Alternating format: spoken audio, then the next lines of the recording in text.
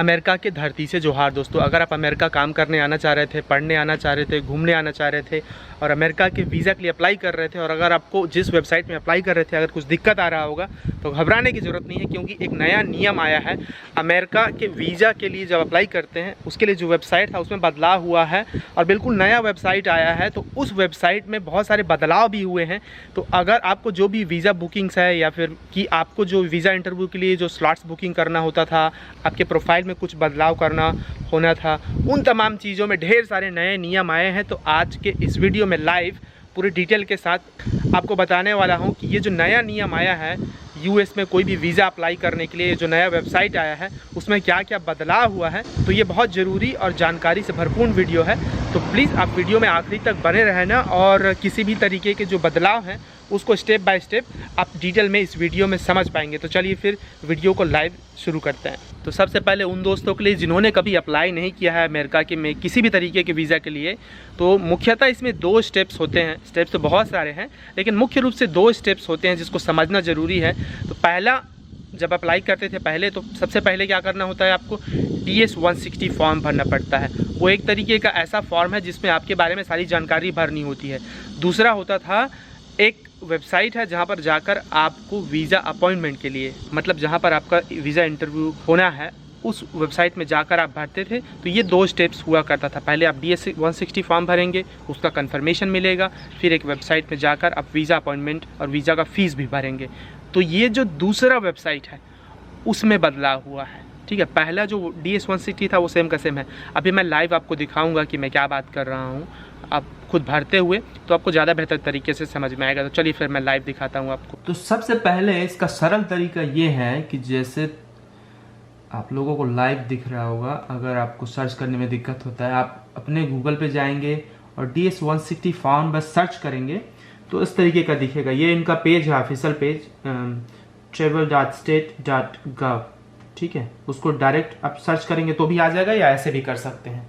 और यहाँ पर आपका पुराना जो DS 160 फॉर्म जहाँ पर आप भरते थे वो सेम का सेम रहेगा, उसमें कोई बदलाव नहीं हुआ है। तो ये जो उनका वेबसाइट था, इसमें बगल में आपको दिख रहा होगा बड़ा सा सील का ठप्पा, तो ये उनका यहाँ अमेरिकन सरकार का ऑफिशियल वेबसाइट है। यहाँ पर ये जो लिखा रहता है counsellor electronic application centre website, उसको क्लिक करेंगे तो ये जो US डिपार्टमेंट ऑफ स्टेट लिखा है ये वेबसाइट खुल जाता है।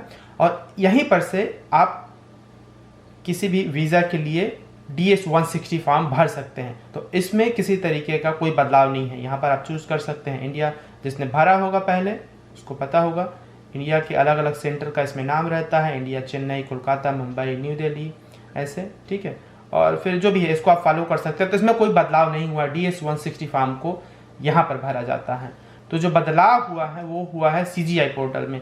ये था CGI पोर्टल जहाँ से आप वीज़ा के लिए अपॉइंटमेंट बुकिंग कर सकते थे, वीज़ा का फीस दे सकते थे, वो जो तमाम चीज़ें हैं यहाँ पर हुआ करती थी। ऐसे वो दिखता था, apply for US visa portal.ustraveldocs.com में, ठीक है। यहाँ पर अपना ईमेल और पासवर्ड सेट करके बुक कर सकते थे। लेकिन 29 जुलाई से, जुलाई 29 से नया सिस्टम लाया गया है इंडिया में। और वो जो सिस्टम नया लाया गया है दरअसल वो दुनिया में पहले से ही चल रहा था। तो एक तरीके से ये कोई नया चीज़ नहीं है, नया इंडिया वालों के लिए है। तो नया जो वेबसाइट आया है तो वो इस तरीके से दिखता है। आप वहाँ पर 2 तरीके से पहुँच सकते हैं। एक तरीका ये है कि अगर आप ustraveldocs.com जो दिख रहा होगा यहाँ पर आपको सर्च बार में, वहाँ पर जाएंगे। अगर आप I को सेलेक्ट करेंगे, अगर आप इंडिया से हैं, बांग्लादेश से हैं तो B से सेलेक्ट करेंगे, या पाकिस्तान से हैं तो P से। तो ये इंडिया को हम सेलेक्ट करते हैं। हिंदी का भी ऑप्शन रहता है। और ये 2 वीज़ा कैटेगरी होता है, एक नॉन इमिग्रेंट, एक इमिग्रेंट वीज़ा कैटेगरी। अगर आप स्टूडेंट हैं, स्टूडेंट के लिए आ रहे हैं, काम करने आ रहे हैं, घूमने आ रहे हैं, तो वो सब नॉन इमिग्रेंट वीज़ा कैटेगरी में आता है। तो हम उसको सेलेक्ट कर लेंगे। यहाँ पर कुछ नोटिस आता है कोविड से रिलेटेड या जो भी, उसको हम बंद कर देंगे। और उसके बाद यहाँ पर नीचे में आओगे तो बहुत सारा जो स्टेप्स है वो डिटेल में लिखा रहता है कि कैसे अप्लाई करते हैं, क्या करते हैं। हम यहाँ पर लॉगिन को सेलेक्ट करते हैं और जैसे ही लॉगिन को सेलेक्ट करोगे तो फिर ये दिखता है। तो ये वेबसाइट है जहाँ पर वो जो CGI अकाउंट पहले था वो अब यहाँ पर है, ठीक है। तो यहाँ पर अगर आपको जैसे जिस स्टेप से मैंने अभी किया है उस स्टेप से आपको नहीं करना है, तो आप डायरेक्टली गूगल पे जाकर दूसरे तरीके से ऐसे जा सकते हो usvisascheduling.com। तो यहाँ पर आओगे तो वही वेबसाइट खुल जाता है यहाँ पर भी। तो आपको इस बात का ध्यान रखना है कि अगर आपके पास पुराने CGI अकाउंट में पहले से अकाउंट बना हुआ था तो आपको नया अकाउंट बनाने की ज़रूरत नहीं है, वो इसमें ट्रांसफ़र हो जाता है। लेकिन ध्यान रखना कि आपको अपना पासवर्ड जो है वो रिक्रिएट करना पड़ता है। तो इसमें 3 बदलाव हुए हैं। तो यहाँ पर आप यूज़र नेम और पासवर्ड डालेंगे, जो पुराना पासवर्ड था उसको क्रिएट करना पड़ेगा, नया पासवर्ड बनाना पड़ेगा। और अगर आप पहली बार आ रहे हैं उस अकाउंट में अगर जा रहे होंगे, ये जो CGI अकाउंट था जहाँ पर आपको दिखाएगा कि आपका अकाउंट ब्लॉक्ड है या वेबसाइट ब्लॉक्ड है, तो उससे घबराने की ज़रूरत नहीं है। आप सीधा इस वेबसाइट में आ जाना और यहाँ पर साइन अप नाउ करके अपना नया अकाउंट सेटअप कर लेना। फिर इसके भीतर में कुछ बदलाव हुए हैं, उस बदलाव के बारे में अभी आगे मैं बताने वाला हूँ।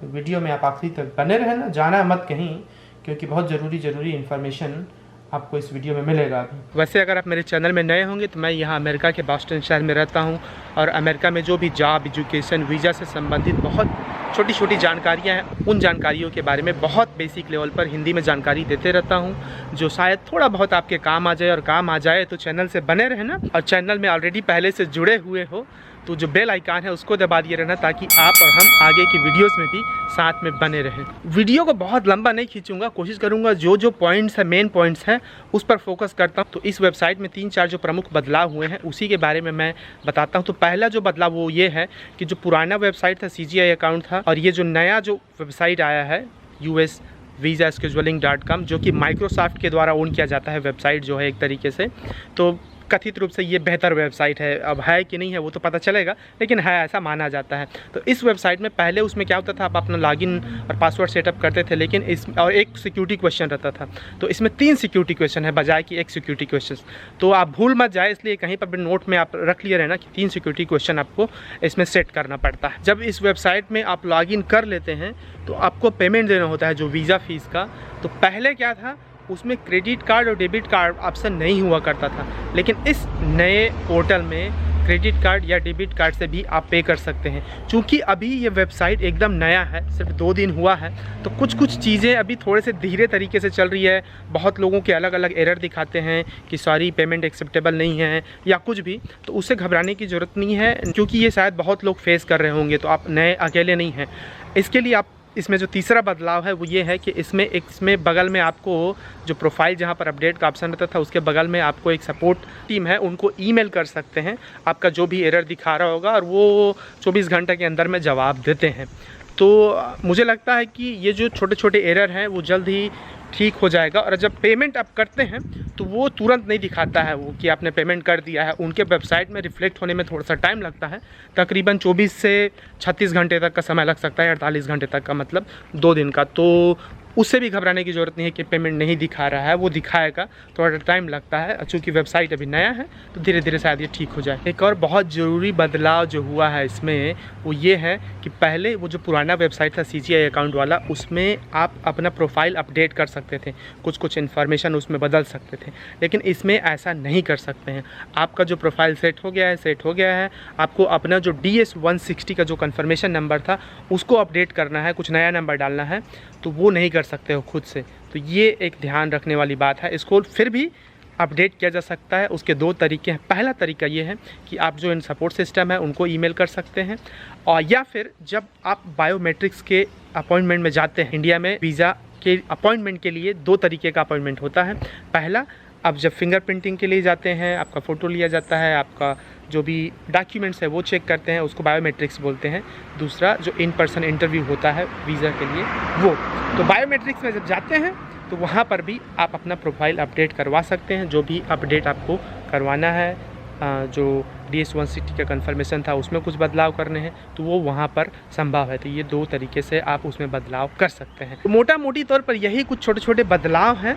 बाकी एक बार अगर आप लॉगिन हो गए तो वेबसाइट इतना पेचीदा और कॉम्प्लिकेटेड नहीं है। वैसे यहाँ अमेरिका में ना सबके घरों के बाहर में झंडे लगे होते हैं, अमेरिका का जैसे बड़ा सा झंडा दिख रहा होगा। अगर आपको इंग्लिश पढ़ना लिखना समझना आता है तो बहुत पेचीदा नहीं है ये वेबसाइट जो है।